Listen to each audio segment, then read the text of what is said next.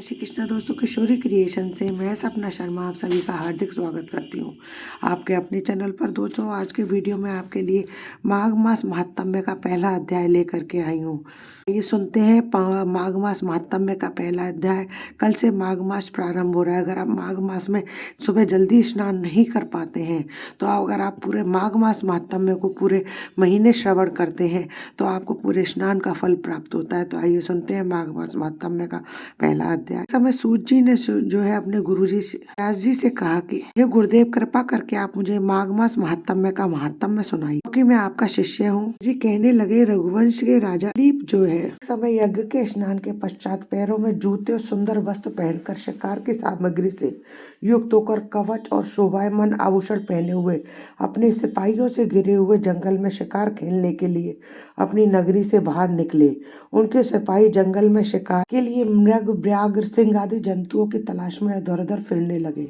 उस समय वन में वनस्थलियां अत्यंत शोभा को प्राप्त हो रही थी। वन में कहीं कहीं वृक्षों पर मोर नाच रहे थे, कहीं कहीं मृगों के झुंड फिरते थे, कहीं गीदड़ अपना भयंकर शब्द कर रहे थे, कहीं गैंडों का समूह हाथियों के समान फिर रहा था, कहीं वृक्षों के कोटरों में बैठे हुए उल्लू अपना भयानक शब्द कर रहे थे, कहीं सिंगों के पदचिन्हों के साथ घायल मृगों के रक्त से भूमि लाल हो रही थी, और कहीं दूध से भरी थनों वाली सुंदर भैंसें फिर रही थी। कहीं पर सुगंधित पुष्प, हरी भरी लताएं वन की शोभा को बढ़ा रहे थे, तो कहीं बड़े बड़े पेड़ खड़े थे, तो कहीं पर उन पेड़ों पर बड़े बड़े अजगर और उनकी केचुलियां भी पड़ी हुई थी। उसी समय राजा के सिपाहियों के बाजे की आवाज सुनकर एक मृग वन में से निकलकर भागने लगा और बड़ी बड़ी चौकड़ियां भरता हुआ आगे बढ़ा। राजा ने उसके पीछे अपना घोड़ा दौड़ाया, परंतु मृग पूरी शक्ति से भागने लगा।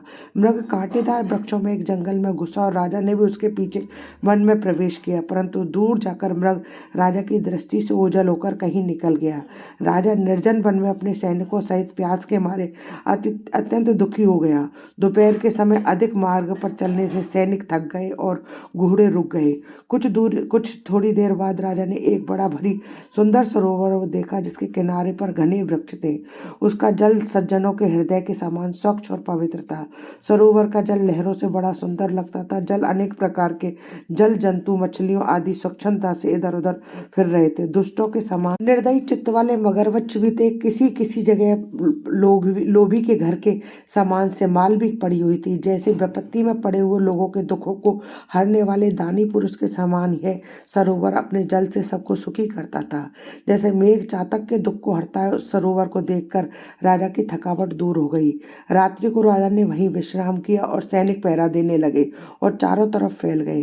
रात के अंतिम समय में सूकरों के एक झुंड ने आकर सरोवर में पानी पिया और कमल के झुंड के पास आया। तब शिकारियों ने सावधान होकर सूकरों पर आक्रमण कर दिया और उनको मारकर पृथ्वी पर गिरा दिया। उस समय सब शिकारी कोलाहल करते हुए बड़ी प्रसन्नता के साथ राजा के पास गए और राजा प्रभात हुआ देखकर उनके साथ ही अपनी नगरी की तरफ चल पड़ा। रास्ते में एक तपस्वी को देखा, जिसका शरीर तपस्या और नियमों के कारण बिल्कुल सूख गया था, जो मृगछाला और बलकल वस्त्र पहने हुए थे और नख, रोम तथा केश धारण किए थे। राजा ने ऐसे घोर तपस्वी को देखकर बड़े से आश्चर्य से उसको प्रणाम किया और हाथ जोड़कर खड़ा हो गया। तपस्वी ने राजा को कहा कि हे राजन, इस पुण्य शुभ माघ में इस सरोवर को छोड़कर तुम यहाँ से क्यों जाने की इच्छा करते हो? तब राजा कहने लगा कि महात्मन, मैं तो माघ मास में स्नान के फल को कुछ भी नहीं जानता।